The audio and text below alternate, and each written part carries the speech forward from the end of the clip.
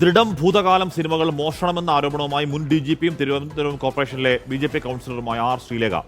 മാതൃഭൂമി ആഴ്ച പതിവിൽ വർഷങ്ങൾക്ക് മുൻപ് പ്രസിദ്ധീകരിച്ച തന്റെ കഥ മോഷ്ടിച്ചതാണ് ദൃഢം സിനിമ.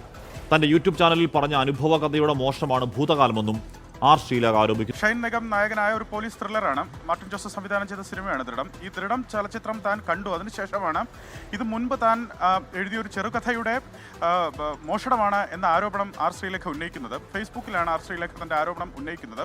വർഷങ്ങൾക്ക് മുമ്പ് മാതൃഭൂമി ആഴ്ചപ്പതിപ്പിൽ അച്ചടിച്ചു വന്ന കരിങ്കുടി പോലീസ് സ്റ്റേഷൻ എന്ന ചെറുകഥയാണ് ഈ ദൃഢം സിനിമയുടെ മൂലകഥയെന്ന് സംശയിച്ചാൽ തെറ്റു പറയാനാകില്ല എന്നാണ് അവർ പറയുന്നത്. അത് മാത്രമല്ല, ഈ കഥ 4 വർഷം മുമ്പ് അവരുടെ യൂട്യൂബ് ചാനൽ അവർ ചെറുകഥയായി അതായത് ശ്രവണ കഥയായി അവർ പ്രസിദ്ധീകരിക്കുകയും ചെയ്തിട്ടുണ്ടെന്ന് R. ശ്രീലേഖ വ്യക്തമാക്കുന്നുണ്ട്. ആ യൂട്യൂബ് ചാനലിന്റെ ലിങ്ക് കൂടി അവർ നൽകിയിട്ടുണ്ടെന്നുള്ളതാണ് പ്രധാനപ്പെട്ട കാര്യം.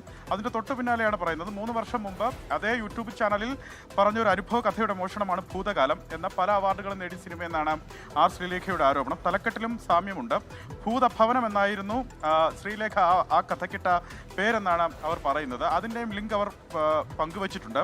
മറ്റൊരു കാര്യം കൂടി അവർ ഉന്നയിക്കുന്നത്, ഈ 2 സിനിമകളും തമ്മിലൊരു ഒരു കണക്ഷൻ ഉണ്ട്. അത് രണ്ടിലെയും നായകൻ ഷൈൻ നിഗം എന്നുള്ളതാണ്.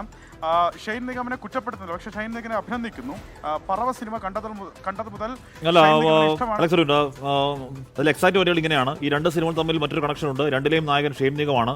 ഈ മോനെ എനിക്ക് പറവ എന്ന സിനിമ കണ്ടപ്പോൾ മുതൽ ഇഷ്ടവുമാണ്. കാരണം എന്നോടൊപ്പം ജോലി ചെയ്തിരുന്ന ഞാനൊരു കുഞ്ഞു സഹോദരനെ കണ്ടിരുന്ന ഒരു പോലീസ് ഉദ്യോഗസ്ഥനെ പോലെ തന്നെയാണ് ഈ താരവും കാണാൻ. പ്രത്യേകിച്ച് ദൃഢം എന്ന സിനിമയിൽ പോലീസ് വേഷത്തിൽ.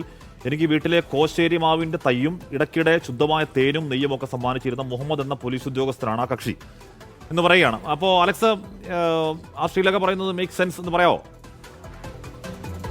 അങ്ങനെയാണെങ്കിൽ ഈ സിനിമയുടെ അണിയറക്കാർ മറുപടി പറയണം. കാര്യമുണ്ട് എന്ന് വേണം അനുമാനിക്കാൻ. കാരണം വർഷങ്ങൾക്ക് മുമ്പ് മാതൃഭൂമി ആഴ്ചപ്പതിപ്പിൽ പ്രസിദ്ധീകരിച്ച ചെറുകഥ എന്ന് പറയുന്നു. ആ ചെറുകഥയുടെ പ്രസിദ്ധീകരിച്ച വെർഷൻ അവർ നൽകിയിട്ടില്ല. പക്ഷേ 4 വർഷം മുമ്പ് ഇത് ശ്രവണ കഥയായി അവർ അവരുടെ യൂട്യൂബ് ചാനൽ അവതരിപ്പിച്ചിട്ടുണ്ടെന്നാണ് മനസ്സിലാക്കുന്നത് എന്നാണ് പറയുന്നത്. അതിൻ്റെ ലിങ്കാണ് നൽകിയിട്ടുള്ളത്. ആ ലിങ്ക് നമ്മൾ പരിശോധിച്ച് 4 വർഷം മുമ്പ് അപ്ലോഡ് ചെയ്ത ചെറുകഥയാണ്.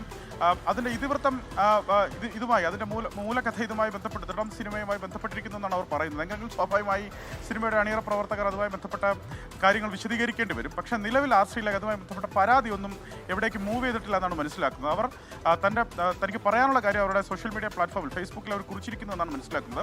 അവർ പരാതിയായി പോയാൽ സ്വാഭാവികമായി ഈ സിനിമയുടെ അണിയറ പ്രവർത്തകർ ഇതുമായി ബന്ധപ്പെട്ട് മറുപടി നൽകേണ്ടി വരും.